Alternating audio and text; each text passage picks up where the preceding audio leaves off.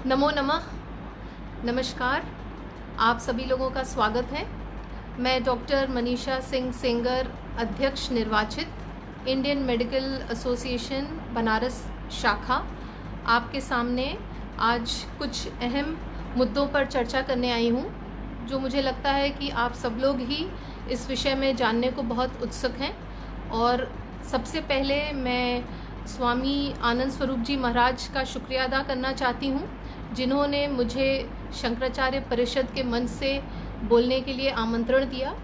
और मैं चाहती हूँ कि आज मैं जिन बातों पे प्रकाश डालूँगी उस सब से आप लोगों को जो भी आपको भ्रांतियाँ हैं कोरोना के बारे में या जो भी दिक्कतें हैं वो सब मैं दूर करना चाहूँगी। और तरह तरह के प्रश्न आप लोगों के मन में उठ रहे हैं, चाहे वो कोरोना क्या है, कैसा संक्रमण है और इसके बचाव के लिए क्या करना है और आगे क्या होगा, इस तरह के भय व्याप्त हैं सभी के जहन में, जिसे कह सकते हैं। तो मेरा ये मानना है कि आज मैं 4 बिंदुओं पर बात करूंगी। सबसे पहले तो मैं आपको बताऊंगी कि कोरोना वायरस क्या है, उसके लक्षण क्या है, उनसे आप बचाव कैसे कर सकते हैं अपने घरों में रहकर ही, और बाहर भी अगर आपको जाना पड़े, जिन लोगों को ऑफिस जाना पड़ता है या काम करना पड़ता है, तो उन लोगों को भी अक्सर ये दिक्कत रहती है कि हम लोग अपना बचाव कैसे करें। और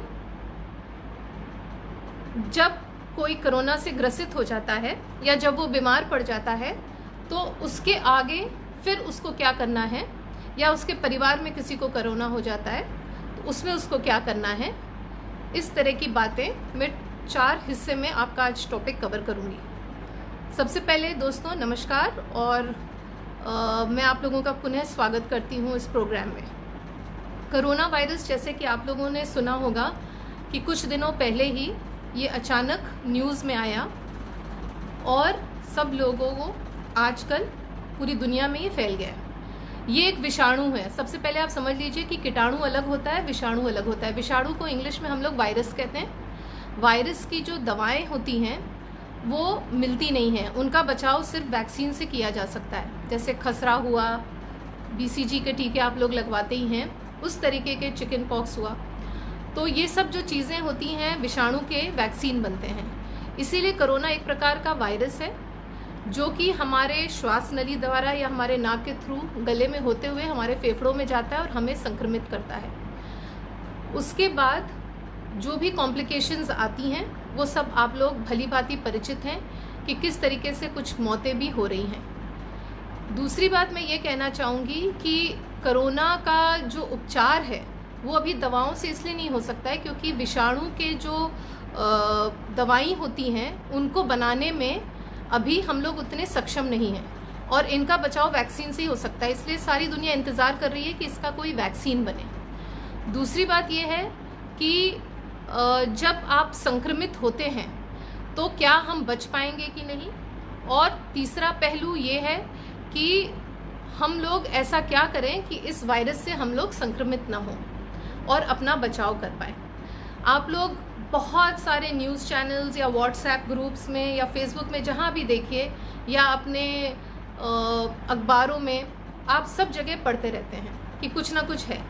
लेकिन इस कोरोना के बचाव के लिए जो WHO, जिसे कहते हैं वर्ल्ड हेल्थ ऑर्गेनाइजेशन, और CDC है जो centre for disease prevention and control जिसको बोलते हैं, हमारे देश में और दुनिया में यही गाइडलाइंस बनाते हैं कि किस तरीके से आपको कोरोना से बचाव करना है।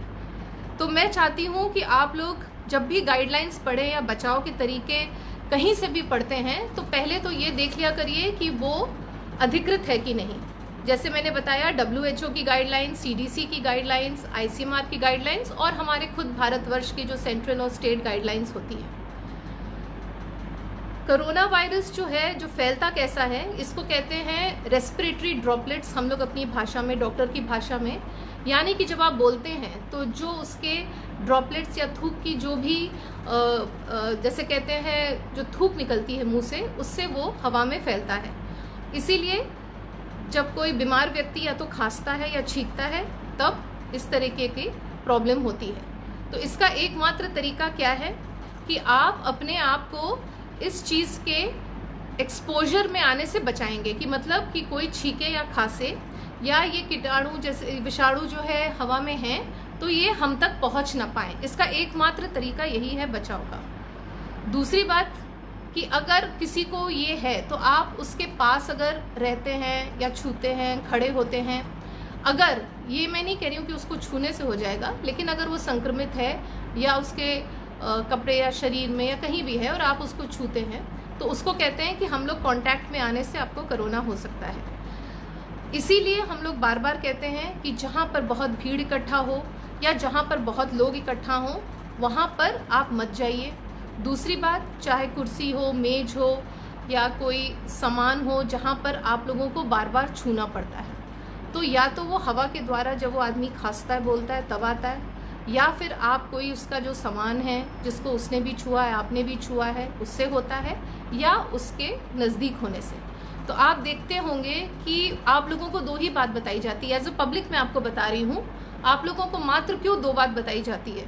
नंबर 1, आपको ये बताया जाता है कि 2 गज की दूरी यानी कि 6 फीट की दूरी बना के चलिए, और दूसरी बात आप लोगों को बोला जाता है कि हमेशा मास्क पहन के रहिए।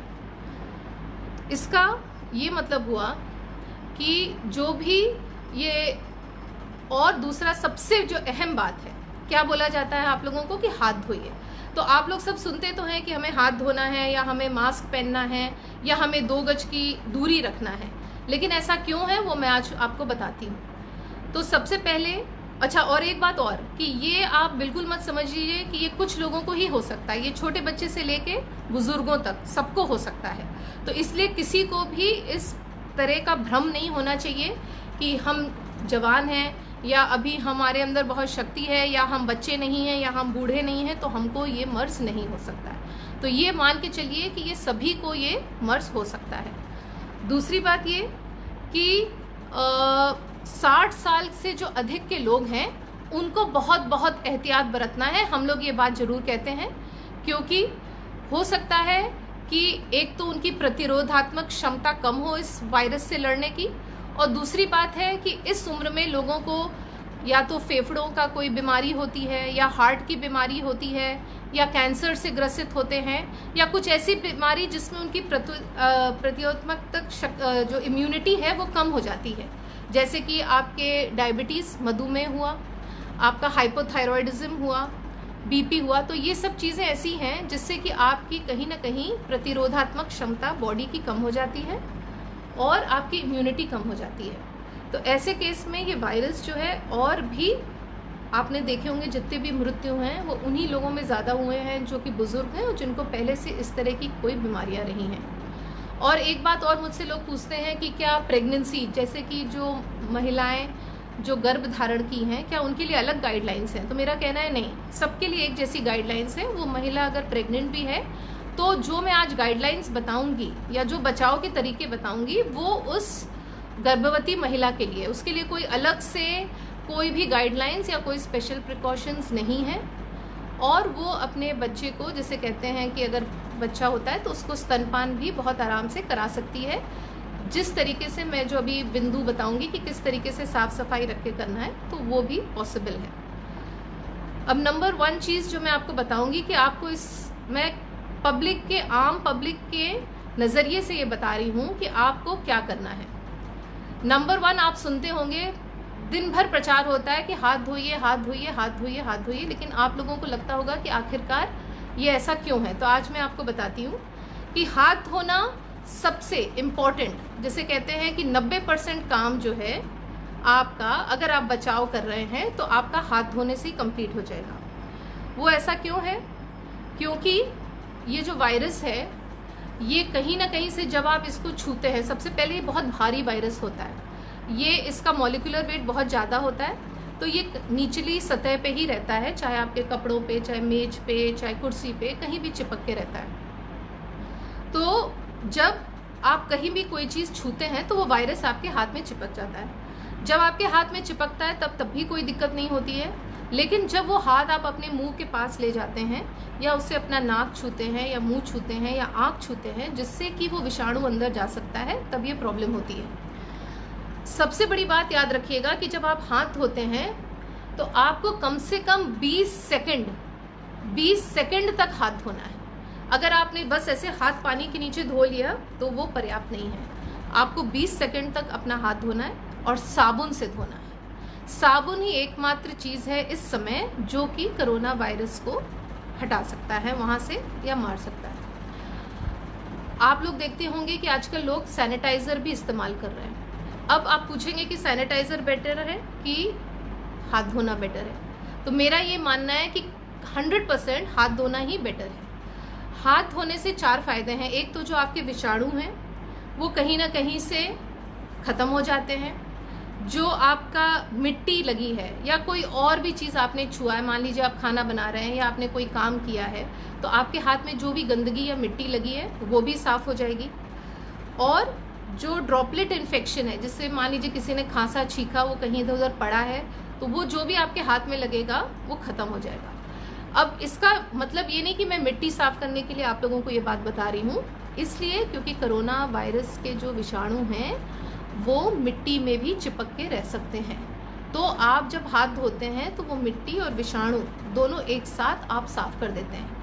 हैंड सैनिटाइज़र, जो आपकी सैनिटाइज़र कहते हैं, वो सिर्फ तब इस्तेमाल करना चाहिए जब आपका हाथ पहले से ही साफ़ हो। अगर आपका हाथ गंदा है या आप कोई काम करके आए हैं और आपने बस सैनिटाइज़र से हाथ धो लिया, तो जो मिट्टी है, जो गंदगी है, वो चिपक के रह जाएगी और सैनिटाइज़र जब आप करेंगे तो वो जो कीटाणु है वो चिपके रह जाएंगे। तो सैनिटाइज़र अच्छा तरीका नहीं है कि अगर आप सोचें कि हम मात्र सैनिटाइज़र को इस्तेमाल करें। सैनिटाइज़र जो है वो आप तब इस्तेमाल करिए जैसे आपने हाथ साबुन पानी से धो लिया और आपका हाथ साफ़ है। अब आप अपना काम कर रहे हैं, चाहे ऑफिस में चाहे कहीं और, जिसमें कि आपको गंदगी वाला काम कोई नहीं कर रहा है, तब आप बीच बीच में हाथ सैनिटाइज़र से धोते रहिए, क्योंकि उस समय जो है वो आपका हाथ पहले से ही साफ़ है। और अगर कोई चीज़, जैसे मान लीजिए आपने कीबोर्ड छुआ, अपना माउस छुआ या और कोई चीज़ें छुई या नॉब छुआ या हैंडल छुआ या रेलिंग छुआ, तो जो भी अगर कीटाणु आपके कहीं आएंगे तो वो एब्सोल्युटली फुल प्रूफ तरीका है कि वो कीटाणु उस समय मर जाएंगे। तो याद रखिए, सैनिटाइज़र जब भी आप इस्तेमाल करेंगे तो आपके हाथ पूरी तरीके से पहले से साफ़ हो। दूसरी बात मैं ये कहना चाहूँगी कि जब आप कोई चीज़ें छूते हैं, मान लीजिए किसी ने छींक आई, किसी को खांसी आई, तो वो सब चीज़ उस पर चिपका रहता है।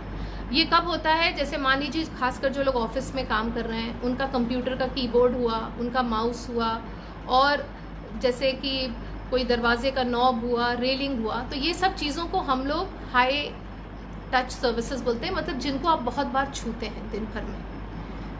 नंबर 2, तो ये तो बात हो गई कि जो आप लोगों को प्रचार मिलता है कि हाथ साफ रखिए। याद रखिएगा 20 सेकंड तक साबुन पानी से हाथ धोना, जिसमें कोई भी कीटाणु चिपका नहीं रह जाए। नंबर 2, आपको क्यों बोला जाता है कि आप 6 फीट की दूरी रखिए या 2 गज की दूरी रखिए? इसीलिए रखा जाता है जिसमें कि आप उस पर्सन के कांटेक्ट में नहीं आए। तो इसमें आपको क्या करना है? आपको कोई भी मीटिंग नहीं रखना है, आपको किसी तरीके से एकत्रित नहीं होना है किसी भी जगह, आपको ऑटो, टैक्सी में, बस में भर के एक साथ कहीं भी नहीं जाना है। इसको कहते हैं सोशल डिस्टेंसिंग। जो इंग्लिश में शब्द है सोशल डिस्टेंसिंग, मतलब एक दूसरे से दूरी रखना। तो पहला था कि आपने हाथ धो लिया, सेकंड था सोशल डिस्टेंसिंग। नंबर 3, अगर कोई आसपास पड़ोस में आपने सुना कि कोई बीमार है तो उसके पास आपको नहीं जाना है। तीसरा है कांटेक्ट। कांटेक्ट में आप कैसे आ सकते हैं? मान लीजिए कि कोई आस पड़ोस में कोई भी बीमार है।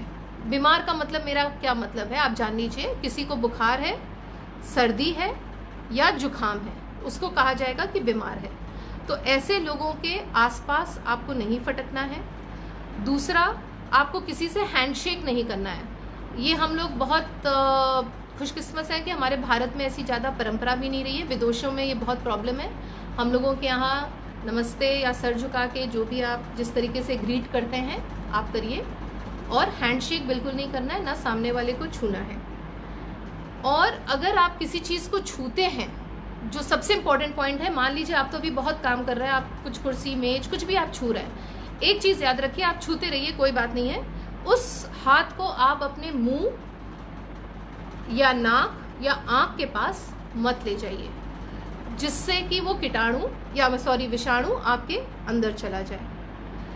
तीसरी बात, उन लोगों के संपर्क में मत रहिए जो कि किसी दूसरे शहर से आए हैं, जहाँ की जैसे मान लीजिए हाल ही में बनारस में मुंबई से बहुत लोग आ रहे हैं, तो वहाँ पर बहुत ज़्यादा कोरोना फैला हुआ है। तो जो भी लोग ट्रैवल हिस्ट्री है जिसे हम लोग कहते हैं, जो बाहर से आए हैं या जो लोग इस समय हॉटस्पॉट में रह रहे हैं, खैर वो लोग बाहर नहीं आ सकते हैं, लेकिन आपको वहाँ नहीं जाना है। आस पड़ोस में अगर किसी को सर्दी खांसी जुकाम बुखार है या कोई पड़ोस में बाहर से आया है तो आपको उसके पास भी नहीं जाना है। चौथी चीज़, आप अगर ये सब चीज़ें छूते हैं और आप अपने मुंह के पास, क्योंकि आमतौर पे कोई भी इंसान बहुत बार अपना हाथ जो है अनजाने में अपने मुंह तक ले जाता है, तो इसका एक ही तरीके का है बचाव का कि आप मास्क पहनिए। अब मास्क जो है कपड़े का होना चाहिए, आप इसको ध्यान दीजिए, कपड़े का होना चाहिए। इसमें 3 क्राइटेरिया है। आप मास्क पहनिए, वो मास्क कपड़े का हो और एकदम फिटिंग का हो, यानी कि आपके जो नाक के छिद्र हैं और जो मुंह है वो पूरी तरीके से ढका रहे, यहाँ से लेके यहाँ तक पूरा वो चिपका रहे। आपको अपना आँख और मुंह ढक के रखना है। जब आप मास्क पहन लेते हैं तो जब आप कोई भी चीज़ छूते हैं तो जो मास्क का ऊपरी सतह है, जैसे मान लीजिए आपने ये मास्क पहना है, तो आप इसका ये हिस्सा बिल्कुल मत छूइए, क्योंकि उसी पे आके कीटाणु चिपके हैं। वो आप जब मास्क को आप पहनते हैं तो आप धीरे से पीछे से खोलिए, यहाँ से मत खोलिए, पीछे से खोलिए और उसको साबुन पानी से धो दीजिए, क्योंकि कपड़े का मास्क है, आप उसको धो के आप उसको डाल सकते हैं। तो आप उसको धोने को डाल दीजिए और उसको सुखाइए और पुनः इस्तेमाल करिए। और ये मास्क जो है आप बहुत सुनते होंगे, ये सर्जिकल मास्क और N95 मास्क जिसे कहते हैं, ये जो हमारे हेल्थ वर्कर हैं या जो डॉक्टर हैं या जो डायरेक्ट कोरोना के मरीजों का इलाज कर रहे हैं, ये वो लोग पहने तो ठीक है, आपको घबराने की ज़रूरत नहीं। ना आपको सर्जिकल मास्क की ज़रूरत है और ना आपको N95 मास्क की ज़रूरत है।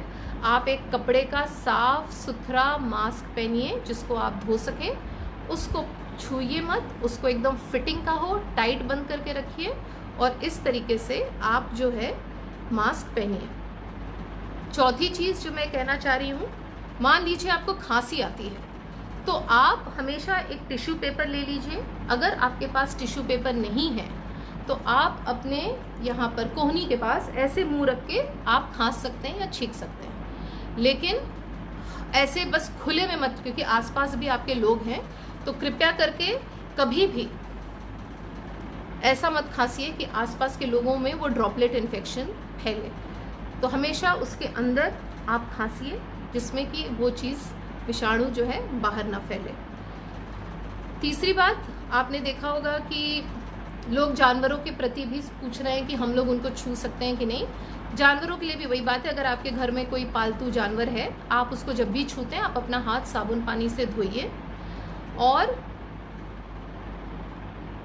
अगर जैसे जंगली जानवर है, हम लोग आमतौर पे बोलते हैं कि जंगली जानवरों को नहीं छूना है, जैसे जो लोग गांव देहात में रहते हैं तो उन लोगों को ये दिक्कत आती है, तो वो तो खैर आप लोगों को कोई दिक्कत नहीं है। और अंडा हुआ, मीट हुआ या दूध हुआ, ये सब एनिमल प्रोडक्ट्स हैं, तो इसको आप कृपया करके उबाल के पका के खाइए। वर्जित नहीं है, लेकिन आप दूध को उबालिए, आप मीट को एकदम पका के खाइए, अंडे को उबाल के खाइए, कच्चा कोई भी चीज़ नहीं होना चाहिए। तो ये जो बिंदु मैंने आपको बताए हैं, ये कोई भी जनमानस इसको फॉलो कर सकता है और मेरी मान के चलिए कि ये एकमात्र तरीका और 100% तरीका है आपके बचाव के लिए। अगर आप ये 5 चीज़ों को जो भी मैंने बताया है, हाथ धोना, आपको मास्क पहनना, दूरी बना के रखना, रुमाल में खांसना, या जिन चीज़ों को आप छूते हैं उसके बाद आँख नाक मुंह के पास अपना हाथ मत ले जाना।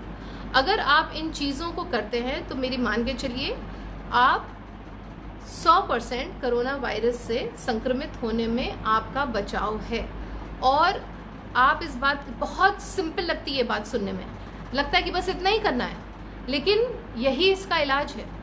यही इलाज इन द सेंस प्रिवेंशन का इलाज है, ठीक है, क्योंकि बेस्ट यही है, क्योंकि इसका इलाज तो है नहीं, ये तो विषाणु है। अभी तक लोग इसका इलाज ढूंढ रहे हैं, पूरे इंडिया में, पूरे विश्व में इसका इलाज ढूंढा जा रहा है। पता नहीं कब होगा, अभी इसमें ट्रायल होगा, वैक्सीन बनेगी, कब बनेगी। कोई भी वैक्सीन आने में कम से कम 1 साल लगता है। क्योंकि उसको जानवर के बाद इंसानों पे भी ट्राई करना पड़ता है। तो आप लोग ये बात अपने मन से निकाल दीजिए कि इसकी दवा कब आएगी, इसकी वैक्सीन कब आएगी, क्योंकि वो अपने स्तर पे वो काम चल ही रहा है, सारे एक्सपर्ट्स उस काम को कर रहे हैं, लेकिन आपको इस विषाणु से अपना बचाव करना है। इसीलिए मैं कह रही हूँ कि ये जो चीज़ें मैंने बताई हैं उस पर ध्यान दीजिए। ये तो हुई नॉर्मल बातें जो कि आपको करना है, लेकिन उसके अलावा कुछ और भी चीज़ें हैं जो मैं चाहती हूँ कि आप ध्यान दीजिए, और ये बहुत ज़रूरी है। ऐसा नहीं कि ये मतलब खाली आपको जो मैंने पहले बात बताई वो ज़रूरी है और ये उतनी ज़रूरी नहीं, ये उतनी ज़रूरी जो मैंने आपको अभी बातें बताई। क्योंकि मैं यहाँ पर आज इसीलिए आई हूँ क्योंकि मैं चाहती हूँ कि जो आम पब्लिक है उसके मन में जो धारणा है या जो सवाल है वो पूरी तरीके से जिसे कहते हैं कि कोई भी उनके मन में शंका ना रह जाए, और वो एकदम जैसे कहते हैं भेड़ चाल की तरह ना सोचें कि हमें क्यों हाथ धोना है, हमें क्यों दूर रहना है, मास्क पहनने से क्या होगा। आप समझ रहे हैं मेरी बात? अच्छा, अब जो मैं बात बोलने जा रही हूँ इसमें ये जो चारों पांचों चीज़ों मैंने बताई, उसके अलावा नंबर 1, आपको घबराना नहीं है, बिल्कुल भी पैनिक नहीं करना है, क्योंकि वायरस जो है पहले भी आए हैं हमारे यहाँ, चाहे वो सार्स रहा हो, चाहे मर्स रहा हो, आपने स्वाइन फ्लू भी सुना था। ये पहली बार नहीं है कि जो वायरस से हम लोग अटैक हो रहे हैं, पहले भी वायरस आए हैं, आके चले गए हैं। ये भी दौर है, आया है, कुछ दिन तक रहेगा और चला जाएगा। आप लोगों को अपने मन में एकदम धैर्य रखना है और पैनिक रखना है। और ये मैं कोई जैसे कहते हैं प्रवचन के तौर पे नहीं कह रही हूँ, मैं ये एक डॉक्टर होने के नाते आपको समझा रही हूँ कि इससे आपको घबराने की ज़रूरत नहीं है। क्योंकि सबसे पहली बात, ये जो वायरस है ये 80% लोगों में तो पता ही नहीं चलता है उनको कि हमें ये वायरस हो गया है। वो सर्दी जुकाम बुखार करके और चला जाएगा, जैसे आपको नॉर्मल लाइक जैसे कहते हैं वो सर्दी जुकाम होता है, बस उसी तरह हो जाएगा। 15% लोगों को हो सकता है कि लाइक बुखार आ जाए तेज और फिर उनकी सांस फूलने लगी, उनको हो सकता है हॉस्पिटल में भर्ती करना पड़ता है। तीसरा वो होते हैं जैसे 5% लोग हैं जो कि और अन्य बीमारी से ग्रसित हैं या और कोई कारण होता है या उनकी बॉडी की प्रतिरोधक क्षमता कम है, जिससे की वजह से वो इस बीमारी से नहीं उभर पाते हैं और उनकी मृत्यु हो जाती है। तो जैसे मैंने कहा, बिल्कुल भी घबराइए मत, एकदम शांत और कंपोज्ड रहिए। आप बहुत बड़ा कंट्रीब्यूशन कर सकते हैं शांत रह के। ये पहली ऐसी बीमारी है जहां पर आपको कुछ नहीं करना है, आपको शांत रहेंगे तो आपकी 80% प्रॉब्लम वैसे ही सॉल्व हो जाएगी। लेकिन शांत रहने का मतलब ये भी है कि आपको सीरियस रहना है, इसको हल्के में नहीं लेना है। मैं ये नहीं कह रही उस बीमारी को हल्के में लीजिए, कुछ नहीं है, ये चला जाएगा। सीरियस का क्या मतलब है कि जो मैंने आपको तीनों चारों बिंदु बनाए हैं, चाहे वो मास्क की बात रही हो, चाहे वो सोशल डिस्टेंसिंग की बात रही हो, और चाहे वो हाथ धोने की बात हो, एकदम सीरियसली उसको करिए, एकदम सीरियसली। जब आप सीरियसली करेंगे तो आपको इसके फायदे मिलेंगे। तीसरी बात, जो आपके आसपास के लोग हैं, चाहे आपके बुजुर्ग हैं, घर में जो बच्चे हैं, ये आपका दायित्व बनता है कि आप उनका देखभाल और उनको प्रोटेक्ट करके रखें। उनको बाहर मत जाने दीजिए, उनको जो है देखभाल करिए और उनकी उचित देखभाल करिए। क्योंकि इस वायरस में अगर आप बचाव करते हैं, वही एकमात्र तरीका है इस कोरोना की जंग में जीतने से कि मुझे हो ही ना, और अगर मुझे हो तो मेरी इम्यूनिटी इतनी स्ट्रांग हो कि मुझे इसके लक्षण जो है आके चले जाएं। ये आपका एकमात्र उद्देश्य होना चाहिए। दूसरी बात, बहुत सारे व्हाट्सएप मैसेजेस या मीडिया या कुछ ना कुछ इधर उधर आप लोग पढ़ते रहते हैं, और न्यूज़ चैनल्स दिन भर आप लोग पढ़ते रहते हैं। मेरी आपसे विनती है कि प्लीज़ प्लीज़ प्लीज़ दिन भर इस न्यूज़ को मत देखिए, घबराइए मत। हाँ, मैं ये नहीं कह रही हूँ कि आप इन्फॉर्मेशन नहीं लीजिए, आपको इन्फॉर्म्ड होना चाहिए कि देश में क्या हो रहा है, कैसी स्थिति है, क्या केस है, नए गाइडलाइंस क्या है, लेकिन आप उसी तक सीमित रहिए कि आपको मीडिया से जानकारी मिले जो कि आपके हित में हो और जो कि गाइडलाइंस के हों। उसमें बहुत ज़्यादा आपको लाइक जिसे कहते हैं जो सूचनाएं आपको घबराहट पैदा कर रही हैं या जो आपके अंदर एक भय पैदा कर दें या डर पैदा कर दें, कृपया करके ऐसी सूचनाओं से दूर रहिए। और प्लीज़ जितना ज़्यादा हो सके आप लोगों के कांटेक्ट में मत आइए। हम लोग कहते हैं एक्सपोजर मत करिए। आपको बहुत ज़रूरी है तब आप घर से जाइए, आपको बहुत ज़रूरी है तब आप ऑफिस जाइए, आपको बहुत ज़रूरी है तब आप ट्रैवल करिए। इसका मतलब होता है कि आप अपने आप को एक्सपोजर से बचाइए, क्योंकि जितना आप एक्सपोज करेंगे अपने आप को, उतना ही ज़्यादा आपके चांसेस हैं कि आपको ये बीमारी संक्रमित कर सकती है। तो एक्सपोजर को आपको लिमिट करना बहुत बहुत बहुत ज़रूरी है। एक और बात, आपका खान पान एकदम संयमित होना चाहिए, क्योंकि जब आपके अंदर ताकत रहेगी तभी आप इस बीमारी से लड़ सकते हैं। और मैं ये नहीं कह रही हूँ कि आपको बहुत ज़्यादा पूरी पकवान ये सब खाने हैं। हिंदू धर्म या हम कहते हैं भारतीय जो व्यंजन है वो अपने आप में परिपूर्ण है। आप अपना दाल चावल रोटी सब्जी फल खाइए, वो अपने आप में पर्याप्त है। फल मेवा दूध जो भी है, अपना डाइट एकदम बैलेंस्ड रखिए। ये नहीं कि आप तेल ही खाते चले जा रहे हैं या प्रोटीन ही खाते चले जा रहे हैं, उसको एक बैलेंस्ड डाइट जिसे कहते हैं। हमारा भारतीय लाइक जो खान पान है वो बहुत, मैं कहती हूँ कि बैलेंस्ड है। आप दाल चावल रोटी सब्जी फल खाएंगे, दूध पिएंगे, आपको सारे अपने पौष्टिक तत्व मिल जाएंगे। उतनी ही ज़रूरी है कि आपको अपनी नींद पूरी करनी है, 8 घंटा आपको सोना है, और बहुत ज़्यादा फ्लूइड मतलब कि पानी, दिन भर आपको पानी पीते रहना है। अगर आप खाना खाएंगे पानी पिएंगे आराम से नींद लेंगे तो आप मान के चलिए 50% आपकी बॉडी की प्रतिरोधात्मक क्षमता बढ़ती है सोने से भी। जो लोग 8 घंटा नहीं सोते हैं या उससे कम सोते हैं, मान के चलिए उनको तरह तरह की बीमारियों से ग्रसित होना पड़ता है। और जब आप बीमारियों से ग्रसित होंगे तो आपको कोरोना होने की संभावना ज़्यादा है। स्मोकिंग और शराब पीना, अगर आपको स्मोकिंग की आदत है, सिगरेट नहीं मिल रहा है तो आप शराब की तरफ जा रहे हैं, या आपको शराब की आदत है शराब नहीं मिल पा रही तो आप सिगरेट पी रहे हैं, इसको बंद कर दीजिए। क्योंकि सिगरेट और शराब पीने से आपकी बॉडी की इम्यूनिटी कम होती है। तो ऐसी दशा में जब भी आप शराब या सिगरेट का सेवन करेंगे आपकी बॉडी की इम्यूनिटी कम हो जाएगी। जब बॉडी की इम्यूनिटी कम हो जाएगी तो बहुत चांसेस हैं कि आपको कोरोना वायरस से संक्रमण हो जाए। इसीलिए अगर आपको कोई दुख है या अंदर कोई प्रॉब्लम है तो आप शराब या सिगरेट का सहारा मत लीजिए, ठीक है। अपने इमोशंस को मैनेज करिए, क्योंकि ये घातक साबित हो सकता है। आखिरी बात, स्ट्रेस मत लीजिए। हम लोग इसको बहुत आम तरह में सोचते हैं, अरे स्ट्रेस और टेंशन तो आम तौर पे सभी को होता है, इससे कैसे बचा जा सकता है। लेकिन मैं आपको बता दूं, ये आपको पता नहीं चलता है। ये साइंस में एज अ डॉक्टर मैं आपको प्रूव कर रही हूँ कि जो बीमारी हैं, जैसे थायराइड हुआ, डायबिटीज़ हुआ, हाइपरटेंशन हुआ, कैंसर हुआ, हार्ट डिजीज़ हुआ, फेफड़े का डिजीज़ हुआ, सब के सब स्ट्रेस से लिंक्ड हैं। कीटाणु अपने जगह है, विषाणु अपने जगह है, ये सारे डिजीजेस ऐसे हैं जिस पे स्ट्रेस का डायरेक्ट इफेक्ट पड़ता है। क्यों? क्योंकि स्ट्रेस जब आप करते हैं तो आपकी बॉडी की इम्यूनिटी ऐसे नीचे चली जाती है, और जब आपकी इम्यूनिटी नीचे चली जाती है तो आपको तरह तरह की बीमारियां होती हैं। ये बात आप लोग सोचते हैं कि हमको स्ट्रेस बोलने से इसलिए मना किया जा रहा है क्योंकि हमको हो सकता है भाई सिर्फ बीपी हो, या फिर मुझे हो सकता है कि मेरा सर दर्द करे या मुझे नींद ना आए। ऐसी नहीं है, बहुत सारी बीमारियां स्ट्रेस की वजह से होती हैं। इसीलिए स्ट्रेस मत लीजिए। अगर आपको स्ट्रेस है, अपने परिवार से, अपने दोस्तों से बातचीत करिए, टच में रहिए। सोशल डिस्टेंसिंग मतलब एक दूसरे को छूइए मत, दूर रहिए, लेकिन फ़ोन से आप टच में रहिए, अपने परिवार के टच में रहिए। उन लोगों से दूर आपको नहीं रहना है। आप लोगों को, जब मैं बोल रही हूँ डिस्टेंसिंग, वो फिजिकल मतलब कि शारीरिक रूप से दूर रहना है। मानसिक रूप से आप लोग जुड़े रहिए, ये कहीं ना कहीं से आपको बहुत फ़ायदेमंद करेगा।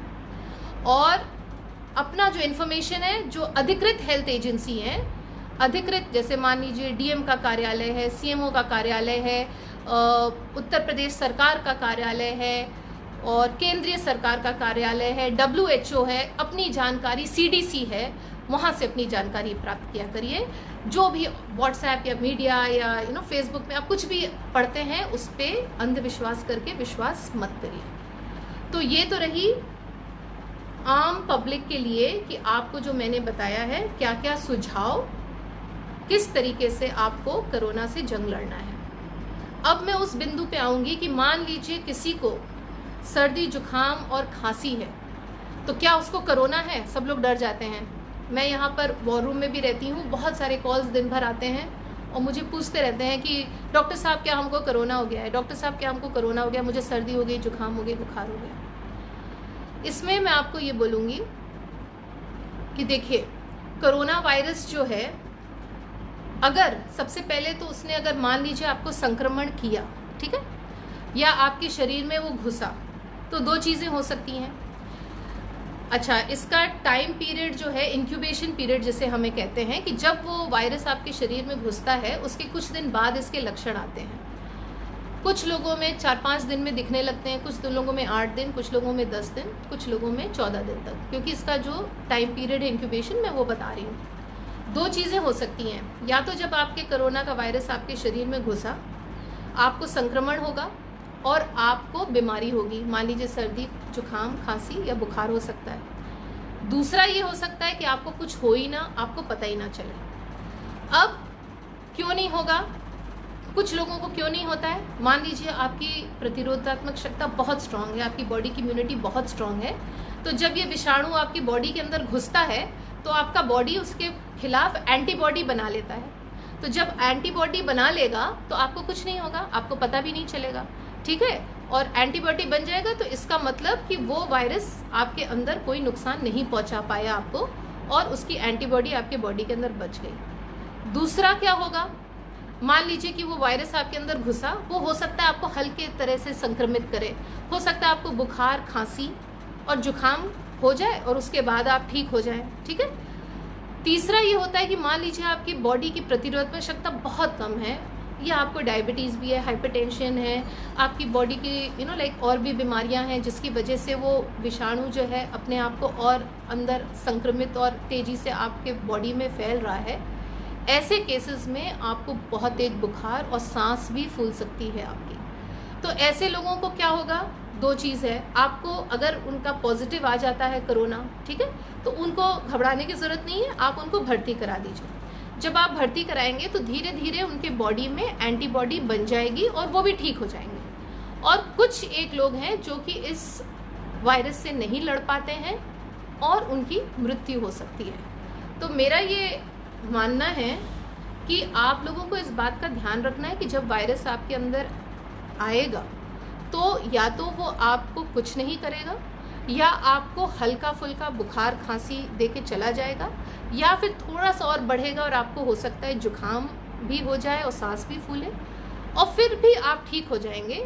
या फिर कुछ लोग जो हैं इसको ठीक नहीं कर पाते, लेकिन ऐसे लोगों की संख्या बहुत कम है। आप मान के चलिए कि 100 में से बस 5% लोग हैं अभी तक फिलहाल जो कि इस बीमारी के खिलाफ लड़ नहीं पा रहे हो। इसलिए मैं बार बार रिपीट कर रही हूँ, ऐसे लोग हैं जो बुजुर्ग हैं, जिनको और भी बीमारियां ऑलरेडी पहले से हैं, उन्हीं लोगों में दिक्कत है।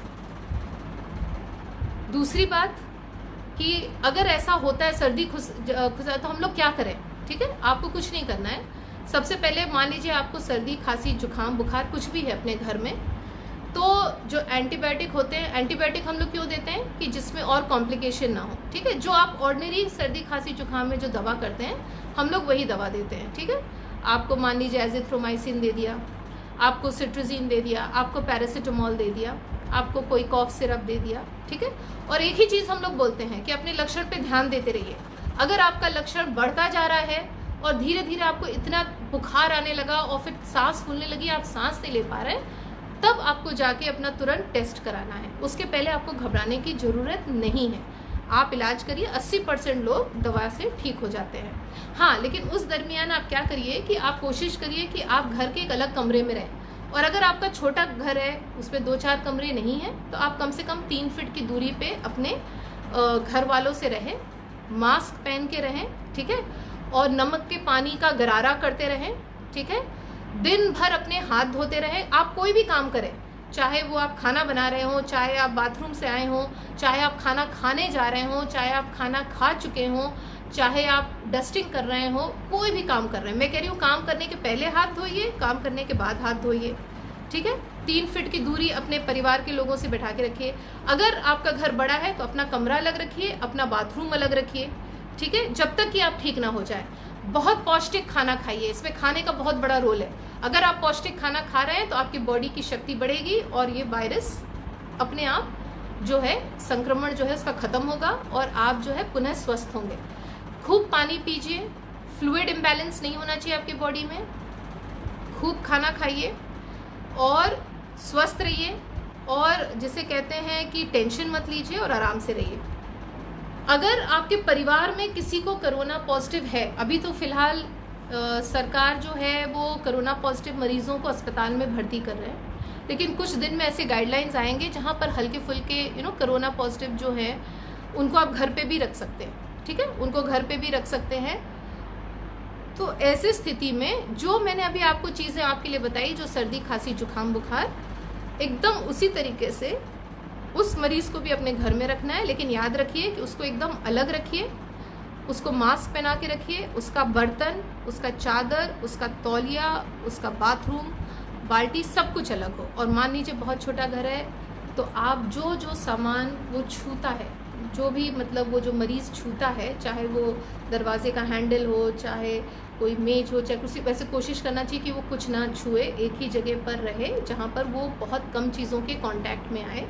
और उसको भी वही करना है, अच्छा खाना पीना देना है, अच्छा फ्लूइड इम्बैलेंस देना है, मास्क लगा के रखना है, वो भी बार बार हाथ अपना धोता रहे, कमरे में खिड़की खुली रहे, अच्छा वेंटिलेशन हो, एसी मत चलाइए, ठीक है, एसी मत चलाइए, खिड़की खुला रखिए।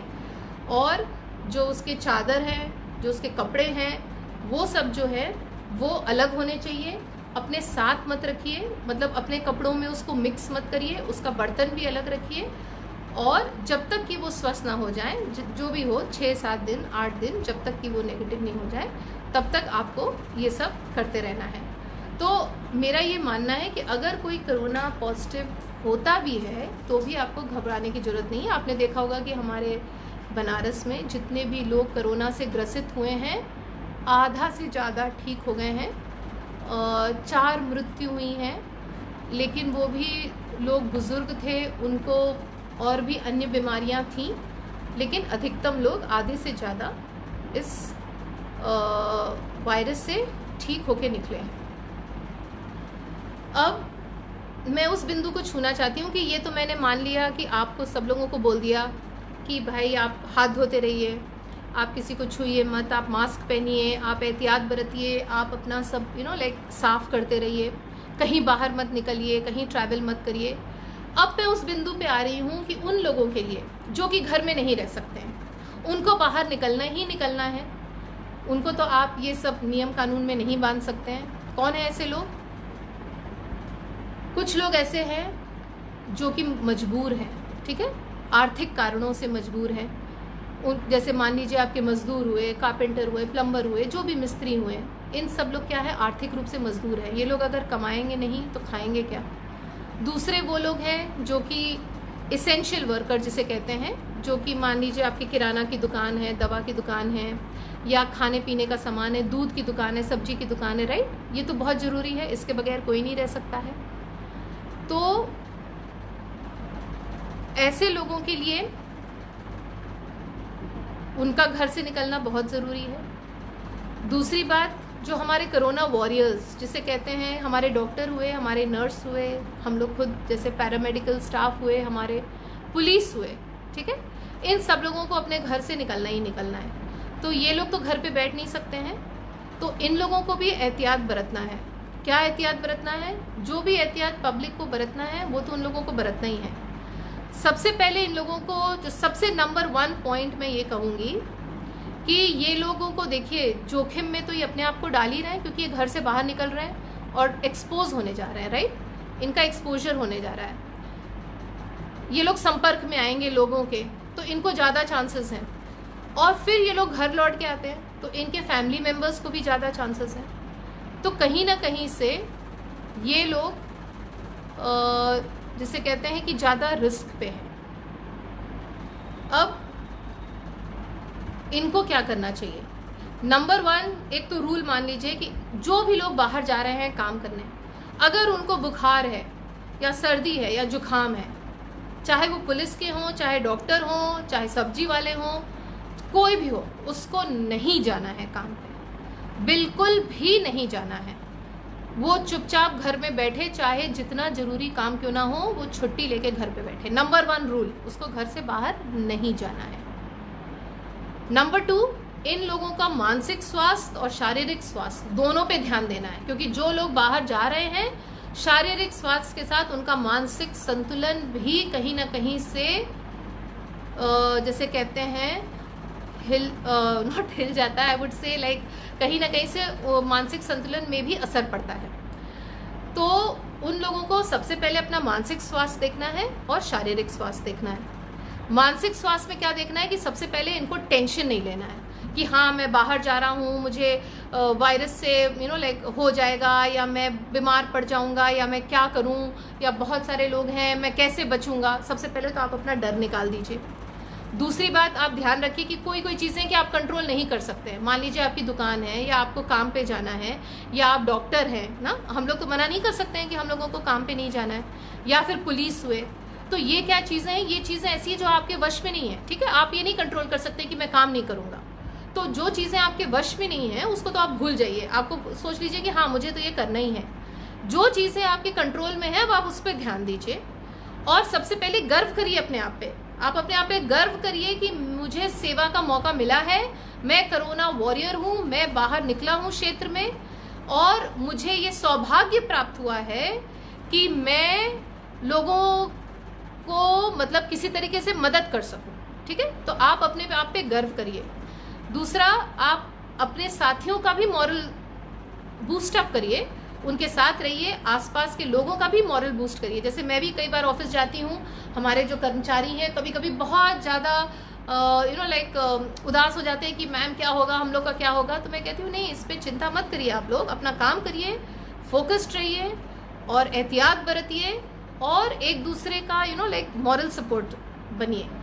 और अगर आपको लगता है कि आपको कोई तकलीफ़ है तो आप अपने बॉस से या आप अपने दोस्त से, जो भी है, आप मदद मांगिए, ठीक है। उसका सोल्यूशन ज़रूर निकलेगा। और अपना जो बातें हैं उसको शेयर करिए, और लगातार लंबे लंबे समय तक ड्यूटी मत करिए, उसमें ब्रेक लीजिए, आराम से करिए, रिलैक्स होकर करिए, जिसमें आपकी शारीरिक क्षमता कहीं ना कहीं से उसमें कोई दिक्कत ना आए। दूसरी बात, अगर आप बाहर जाते हैं तो जो खाना पीना या जो लंच है, बाहर का खाना मत खाइए, आप घर से अपना खाना लेके जाइए। और अगर आपका कैंटीन वैंटीन है या कहीं लोग बैठते हैं तो थोड़ी थोड़ी दूर पे, एक साथ सब कैंटीन में बैठ के मत खाइए, थोड़ी थोड़ी मतलब जैसे कहते हैं जगह बना के आराम से बैठ के खाना ना खाइए, और घर से ले गए तो बहुत बढ़िया। दूसरी बात, जब आप जाते हैं काम पे तो ये आपकी घड़ी हुई, ये आपका टाई हुआ, या आपके कान की लाइक बाली हुई, इयररिंग्स हुआ, या फिर आपका जो ज्वेलरी जितना भी है वो कोई ज़रूरी नहीं है, आप उसको घर पे छोड़िए। कुछ भी पहनने की ज़रूरत नहीं है, क्योंकि ये सब चीज़ें ऐसी नहीं है कि आप इसके बगैर काम पे नहीं जा पाएंगे। ये सब कुछ भी नहीं पहनना है, चूड़ी और ज्वेलरी और ये लाइक माला या घड़ी या टाई, ये सब छोड़ दीजिए। मात्र एक क्या आपका ज़रूरी है, आप अपना मोबाइल ले जाइए। उस मोबाइल को भी जहां आप जाते हैं, अगर आप कहीं काम कर रहे हैं, आप लॉकर वॉकर, या आप लोग बहुत सारे लोग इकट्ठे काम करते हैं तो किसी को एक दूसरे को छूने को मत दीजिए, उसको आप अलग लॉकर में रख दीजिए। लेकिन अगर आपको लगता है ऐसा कोई काम है जिससे आपका मोबाइल हर समय आपके पास रहता है, उसको बीच बीच में सैनिटाइज करते रहिए। काम पे भी वही है, आप घर से जाने के पहले एकदम हाथ खूब बढ़िया से धो के जाइए, वहाँ काम पे घुसने के पहले अपना हाथ खूब बढ़िया से धोइए, सैनिटाइजर अपने साथ रखिए, थोड़ी थोड़ी देर पे अपने हाथ को सैनिटाइज करिए। कहीं भी आपका हाथ गंदा हो जाता है तो साबुन पानी से धोइए, साबुन पानी के बाद आप सैनिटाइजर लगाइए। सिर्फ सैनिटाइजर मत लगाइए, साबुन पानी। अगर आपका हाथ साफ है तब आप, जैसे मान लीजिए आप कंप्यूटर पे काम कर रहे हैं, ठीक है, तो आपको फिर बार बार हाथ धोने की जरूरत नहीं है, आप अपना जो है वो क्या बोलते हैं सैनिटाइजर से काम चला सकते हैं। लेकिन अगर आप वॉशरूम जाते हैं, आप वहाँ साबुन पानी से हाथ धोइए, वहाँ का जो नॉब है, नल है, कोशिश करिए कि अगर आपने उसको छुआ है तो लाइक साबुन पानी से धोइए। जहाँ पर आप काम करते हैं आप इस बात पे ध्यान दीजिए कि वहाँ पर भी सैनिटाइजेशन से साफ हो रहा है कि नहीं सब। और किसी दूसरे का मोबाइल, किसी दूसरे का लैपटॉप, किसी दूसरे का कीबोर्ड, ये सब मत छुइए आप जब तक कि बहुत ज़रूरी। और अगर आपने छुआ भी तो उसको डिसइंफेक्ट करिए। डिसइंफेक्ट का मतलब होता है ये जो जैसे मेज हुआ, कुर्सी हुआ, राइट, आपका टच स्क्रीन हुआ, आपका कीबोर्ड हुआ, आपका माउस हुआ, आपका दरवाजे का हैंडल हुआ, आपका जो नॉब हुआ या रेलिंग हुआ, ये सब जो होता है 1% जो होता है sodium hypochloride solution. Sodium hypochlorite solution या ब्लीचिंग का जो 1% का घोल है आप उसको इस्तेमाल करिए और उसी से ये सब चीज़ पोछिए, ठीक है। ये सब चीज़ पोछिए और उतना काफ़ी है। और जो चीज़ आप साबुन पानी से धो सकते हैं उन चीज़ों को आप साबुन पानी से धोइए, उससे बढ़िया विकल्प कोई नहीं है। और जिन चीज़ों को आप साबुन पानी से नहीं धो सकते उसको आप सोडियम हाइपोक्लोराइट 1% सोल्यूशन या ब्लीचिंग से उसको आप धो दीजिए। और किसी दूसरे का आप सामान मत छूइए। दूसरा, जैसे कि मान लीजिए अब आप तो ये सब ऑफिस में कर रहे हैं और एक दूसरे से संपर्क में एकदम सट के मत बैठिए, राइट। ऑफिस में दूसरे का सामान मत छूइए, दूसरे से दूर रहिए, ठीक है। अपना काम करिए, बीच बीच में अपना हाथ सैनिटाइज करते रहिए। और जब आप काम करके घर पे लौटते हैं, ठीक है, जब आप काम करके घर पे लौटते हैं तो कोशिश करिए, एक तो ऐसे जूते, अगर आपको चप्पल ऐसी मिल जाए जो कि धुल सकती है तो वो सबसे बढ़िया है।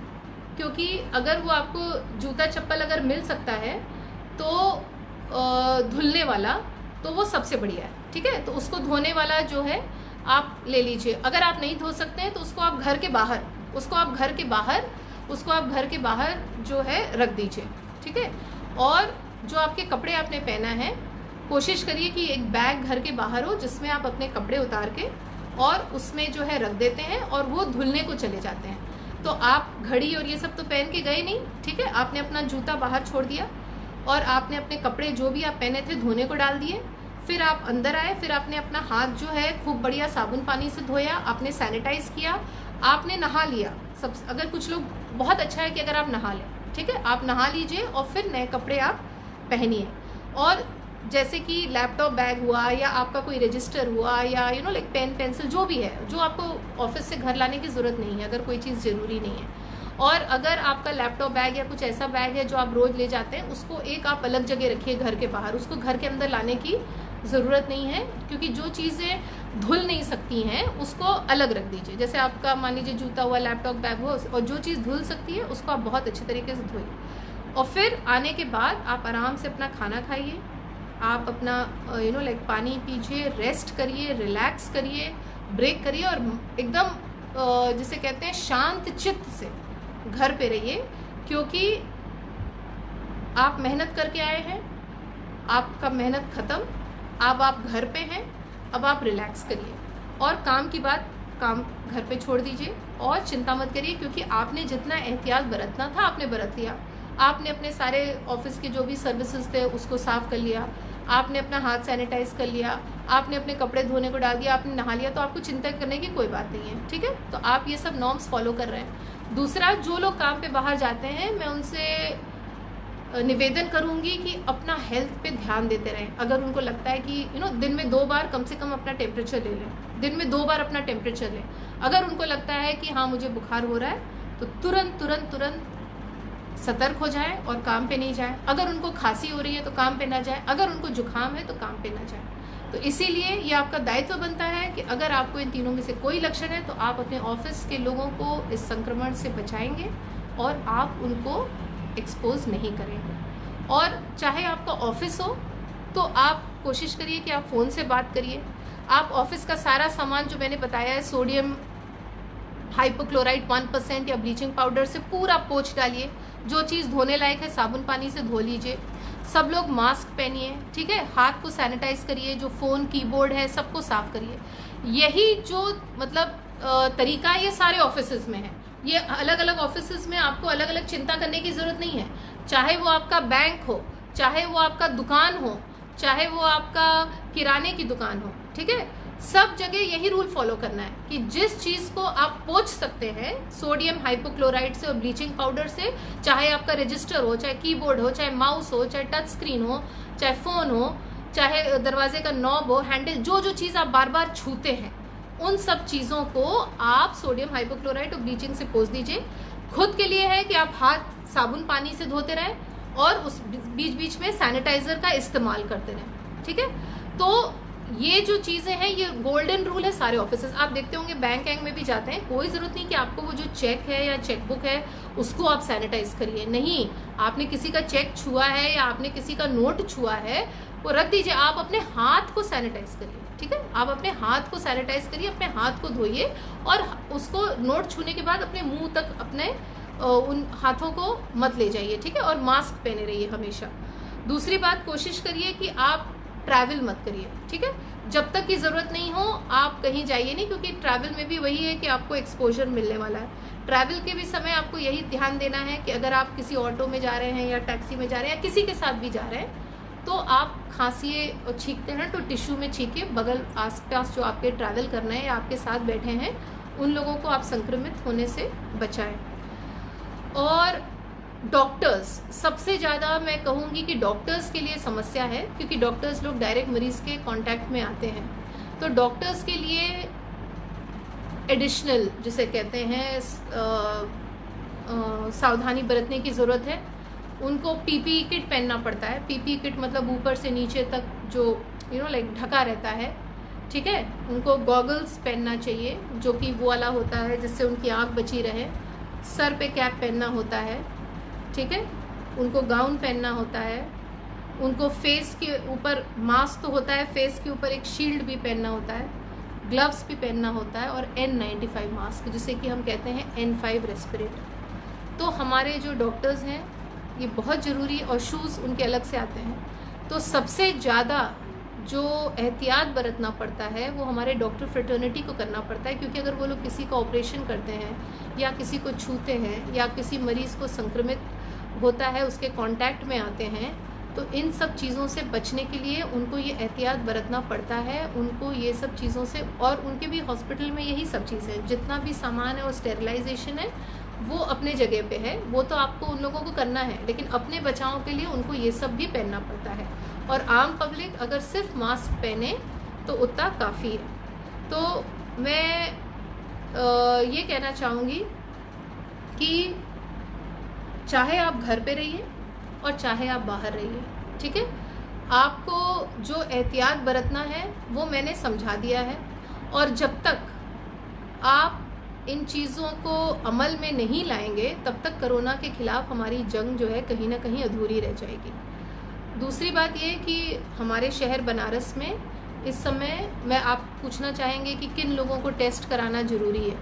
तो देखिए, जो लोग हॉटस्पॉट में रहते हैं या जिनके बगल में कोई कोरोना का मरीज़ संक्रमित पाया गया है उन लोगों को टेस्ट कराना ज़रूरी है।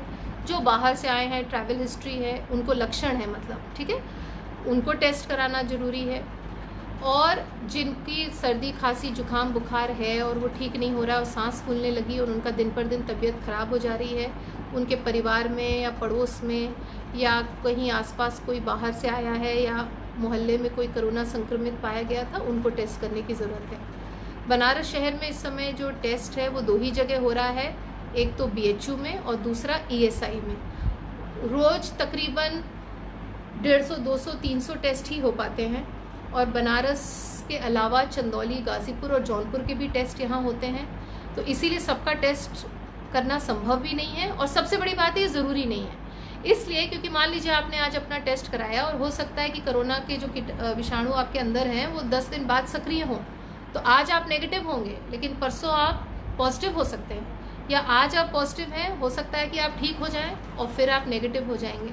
तो इसीलिए आप लोग पैनिक मत करिए, ये मत सोचिए कि मैं जांच करा लूं और मेरी जांच नहीं हो पा रही है, घबराइए मत, क्योंकि जांच करना इस बीमारी में कोई भी डायग्नोस्टिक नहीं है। हाँ, जिन लोगों बाहर से आए हैं या जो जैसे मैंने बताया उन लोगों को ये टेस्ट करना बहुत ज़रूरी है।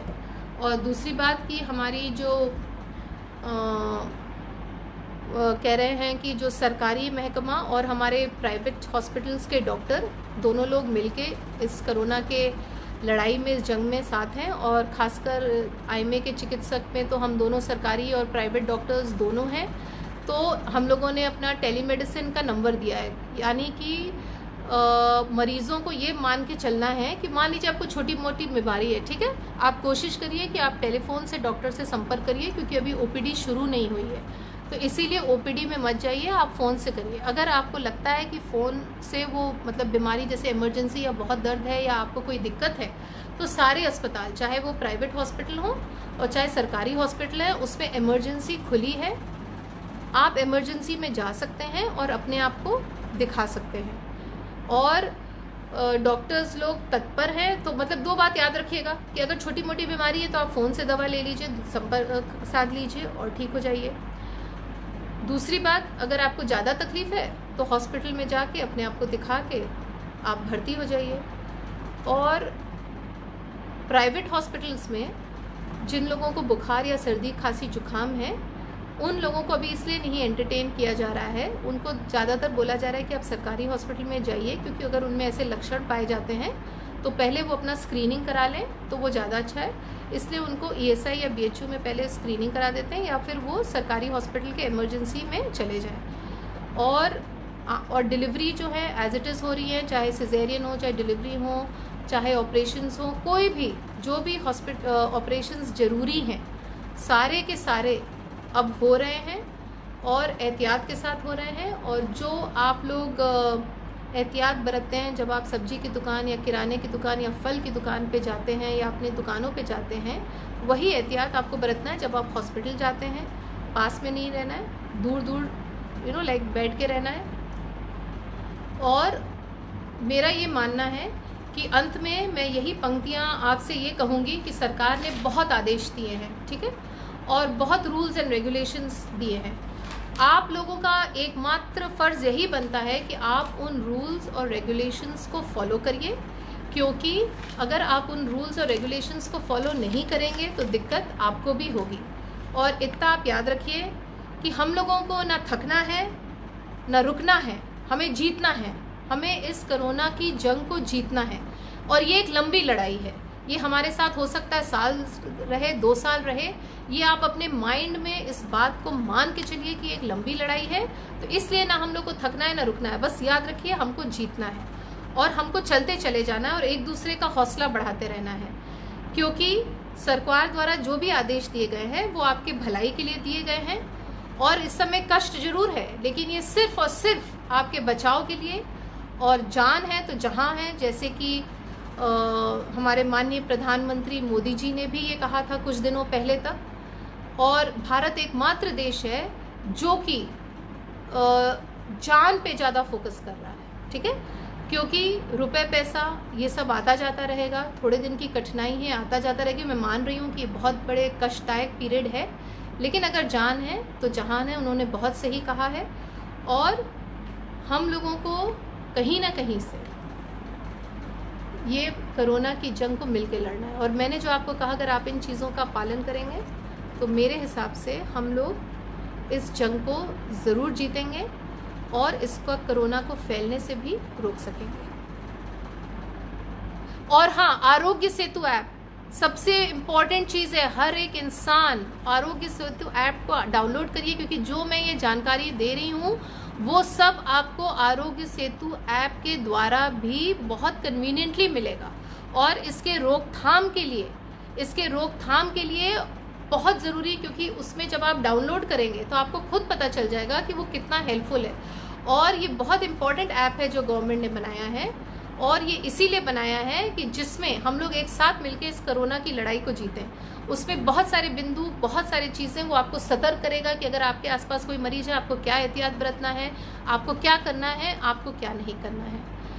इसलिए मेरा आप सब लोग से विनम्र निवेदन है कि आप आरोग्य सेतु ऐप को भी डाउनलोड करिए, सरकार के नियम और आदेश का पालन करिए, और जो भी आपको चीज़ें बताई गई हैं उसको भली पूर्वक, क्योंकि वो बहुत बहुत बहुत आसान चीज़ें हैं, लेकिन कोरोना की लड़ाई में एकमात्र यही चीज़ है जो हमें बचा सकती है, क्योंकि बहुत तेजी से ये विषाणु जो है हम लोगों के बीच फैल रहा है और उसका रोकना आप लोगों के सहयोग से ही ये रुक सकता है। और कोई क्वेश्चंस आपको अगर लगे तो आप मुझे पूछ सकते हैं।